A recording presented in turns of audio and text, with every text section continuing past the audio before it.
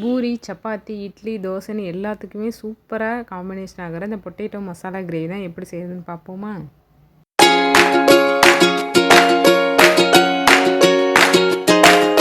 First நான் வந்துட்டு உருளைக்கிழங்கு அந்த மாதிரி நல்லா வாஷ் பண்ணிவிட்டு பாதியாக கட் பண்ணிவிட்டு குக்கரில் சேர்த்துக்கிறேன். முங்குற அளவுக்கு மட்டும் தண்ணி ஊற்றிக்கோங்க. தண்ணி ஊற்றிட்டு குக்கரை மூடிட்டு ஹை ஃப்ளேமில் வச்சு 4 விசிலுக்கு எடுத்துக்கோங்க. விசில் அடங்கினதுக்கப்புறமேட்டு ஓப்பன் பண்ணிக்கோங்க. நல்லா வெந்திருக்கும். இப்போ தோல் எல்லாத்தையுமே ரிமூவ் பண்ணிவிட்டு அதோடு நம்ம வந்துட்டு இதை நல்லா மேஷ் பண்ணிக்கிற போகிறோம். உருளைக்கிழங்கு ரொம்ப வந்துட்டு கரையிற மாதிரி இது பண்ணிடாதீங்க. லைட்டாக அங்கனங்கன மட்டும் 1, 2 மட்டும் இருக்கணும். அதனால் நல்லா ஆறுனதுக்கப்புறமேட்டு இந்த மாதிரி கையிலே நல்லா பிசைஞ்சு விட்டுக்கோங்க. அப்போனா நம்ம சாப்பிடும்போது அங்கனங்கன உருளைக்கிழங்கு வாயில் கடிப்படும்போது நல்லாயிருக்கும். பாருங்கள், இந்த மாதிரி இருக்கணும். இப்போ இதை ரெடியாக எடுத்து வச்சாச்சு. இப்போ வாங்க மசாலா எப்படி செய்யணும்னு பார்த்துருவோமா? பாத்திரம் வச்சுட்டு கொஞ்சமாக எண்ணெய் சேர்த்துக்கோங்க. எண்ணெய் நல்லா காஞ்சதுக்கப்புறமேட்டு கடுகு நல்லா வெடித்தோடனே சோம்பு சேர்த்துக்கோங்க. அதோட கொஞ்சமாக கருவேப்பிலை, ஒரு 3லேருந்து 4 பல் பூண்டை குட்டி குட்டியாக கட் பண்ணிவிட்டு சேர்த்துருக்கேன். அதோட 2 பெரிய வெங்காயத்தை இந்த மாதிரி ஸ்லைஸாக கட் பண்ணி சேர்த்துக்கோங்க. வெங்காயம் நல்லா வதக்கி விட்டுக்கோங்க.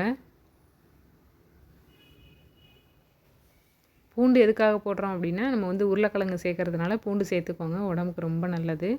இப்போ வெங்காயம் இந்த அளவுக்கு மட்டும் வதங்கினதுக்கப்புறமேட்டு ஒரு தக்காளியை சேர்த்துக்கோங்க. அதோட 1/2 ஸ்பூன் உப்பு சேர்த்து நல்லா கலந்து விட்டுக்கரலாம். இப்போ இந்த வெங்காயமும் தக்காளியும் நல்லா தொக்காட்ட வதங்கணுங்க.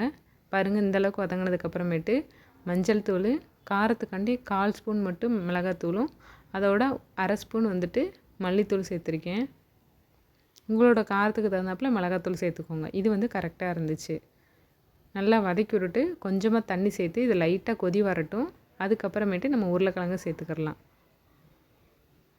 பச்சை மிளகா சேர்க்காதனால நான் மிளகாத்தூள் சேர்த்துருக்கேன். இது கரெக்டாக இருந்துச்சு. இப்போ நல்லா இந்த மாதிரி கொதி வர ஆரம்பித்தோடனே நம்ம ஃபஸ்ட்டே மேஷ் பண்ணி வச்சுருக்கோம்ல உருளைக்கிழங்கு, அதை சேர்த்துக்கோங்க. சேர்த்துட்டு இது எல்லாத்தையும் நல்லா கலந்து விட்டுக்கோங்க. தண்ணி பத்தலை அப்படின்னா கொஞ்சம் எக்ஸ்ட்ரா சேர்த்துக்கோங்க. நம்மளுக்கு எந்த அளவுக்கு உங்களுக்கு இந்த கிரேவி வேணுமோ அந்த அளவுக்கு தண்ணி சேர்த்துக்கோங்க. இப்போ பாருங்கள், போட்டுட்டு நல்லா கொதித்ததுக்கப்புறமேட்டு டேஸ்ட் பண்ணி பார்த்துக்கோங்க. உப்பு கரெக்டாக இருந்துச்சு அப்படின்னா ஃபைனலாக கொத்தமல்லி தூவி இறக்கிட்டிங்கன்னா ஒரு சூப்பர் டேஸ்ட்டான ரொம்ப சூப்பராக இருக்கும். அதே மாதிரி சிம்பிளாக டக்குன்னு செய்யலாம். பாருங்கள், செம்மையாக இருக்குல்ல. இட்லி, தோசை, சப்பாத்திக்குன்னு எல்லாத்துக்குமே சூப்பராக இருக்கும். கண்டிப்பாக செஞ்சு பார்த்துட்டு எப்படி இருந்துச்சுன்னு மறக்காமல் கமெண்ட்டில் சொல்லுங்கள். வீடியோ பிடிச்சிருந்துச்சி அப்படின்னா லைக் பண்ணி ஷேர் பண்ணிவிட்டு சேனலை சப்போர்ட் பண்ணி சப்ஸ்கிரைப் பண்ணி வச்சுக்கோங்க.